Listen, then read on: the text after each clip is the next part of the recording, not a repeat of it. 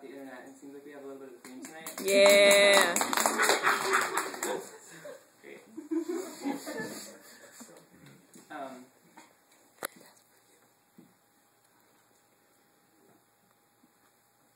Just trying to see if I need to read this paragraph. I'm just going to read for you. Check this out. It came from the older practice of telling everybody who thought that they might be trans that they must be absolutely certain that they were trans before they even considered buying some clothes or starting a testosterone blocker. It's the old narrative, the Johns Hopkins in the 70s narrative. The only people who are really trans are the people who knew explicitly from a young age, are pretty without hormones, and can't survive without transitioning. Trans women on the internet looked around and were like, well, maybe surviving for the first part of your life in the role of a cis dude is an adaptive strategy. Maybe convincing yourself that you could never transition is a defense mechanism that enabled you to survive high school, family, work. But like most defense mechanisms, it wasn't conscious, and like most defense mechanisms, it became a pattern you weren't aware of, and then, like most defense mechanisms, at some point, it stopped making your life easier and started making your life harder. Plus, the world has moved on from the narrative that says being trans is something to be avoided at all costs. It's moved on from the narrative that says the only way to be trans is to be young and tiny and pretty and into men and to transition and then disappear. There's a much better understanding of what it means to be trans now. You just are trans. The fact that your transition might not go smoothly because of the shape of your body or the shape of your family or the shape of your personality or the way that your sexuality has been shaped does not mean that, therefore, you can just decide not to be trans. You cannot will it away.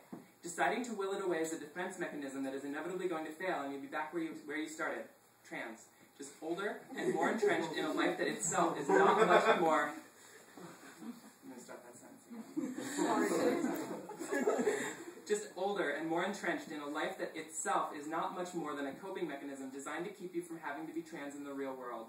If you're trans, you're trans. And if you're obsessed with whether you might be trans, you probably are trans.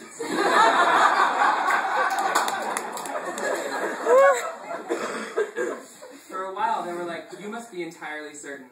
Then they were like, I don't know, man, it sounds like you're probably trans. You should explore that. Then, eventually, when Maria and the trans women of the internet couldn't help but notice that they were 100% accurate in their message board diagnoses, they started just saying, well, you are definitely trans. Because even on the off chance that somebody finding a trans community to talk to about these things was not actually trans, whatever actually trans might even mean, maybe hearing somebody say, like, you are trans, would spur some useful thinking. Like, if you're going to decide on your gender for the rest of your life based on what a couple idiots on the internet tell you, you probably have problems beyond a false diagnosis of transsexuality. Plus, nobody said you had to commit the rest of your life to anything. So when James says, I don't know, Maria's immediate response is something like, I knew it, I'm so fucking smart, this is the perfect opportunity to lay it out for him. So what's going on here, because I just jumped in the middle of it. Maria saw James, the kid who was smoking weed in the bathroom, working at Walmart. She was like, you look exactly like me when I was 19, I'm going to fix your life for you. And is non-consensually mentoring him. She says something like, whoa, you don't know? I don't know, he says. I mean, I think about it. But I mean, look at me. You know I have a job, a girlfriend. What am I going to do? Just start wearing dresses? He looks down at his hands. There's a pipe in one and a lighter in the other. Without really thinking about it, he brings the pipe to his lips. His lighter thumb twitches, but then he's like, wait, this is dumb. It is a dumb idea to smoke right now. And he reaches over and puts it on the computer desk. It feels pretty mature. The stupid thing is that obviously James knows that transitioning isn't just like you put on a dress and go to work. He knows that's what stupid, ridiculous people think. And he was already kicking himself for saying, quote-unquote, really a girl a minute ago. He knows better than that. But it's weird how hard it is to talk about stuff, even though you want to talk about it. His brain just shut off and went all stupid. Maria really wants to talk about it, though. She's like, so it's something you've thought about? And he's like, I don't know, I guess so. And she's like, seriously? He's like, oh, I guess so. She has this gleam in her eye, like she's just so totally stoked that James is telling her this, but his brain is freezing up even more. Like there are 100 million things he wants to say, but he wants to say them all at once, so all he can say is like, do you want to smoke? And, I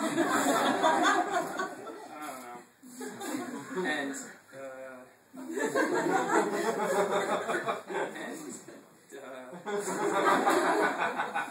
he sees pizza boxes and dust in the corners of the room, a layer of dust on everything, and he can't quite get his head around the fact that this person is here and in his apartment. Maria's like, so you knew I was trans? And James is like, I don't know, yeah. Because obviously, you don't just tell someone you could tell they were trans. And how do you tell someone that you figured out they were trans and that the reason you could tell isn't anything they did or anything about them? It's because probably, on some level, every day you're looking at everyone and hoping you can figure out evidence that they are trans so you can make friends with someone who is trans, who can tell you that you're trans too and solve that problem for you. She winces, but then she shakes herself almost. Like when a dog is totally flipping out about finding a dead animal that's been run over a bunch of times.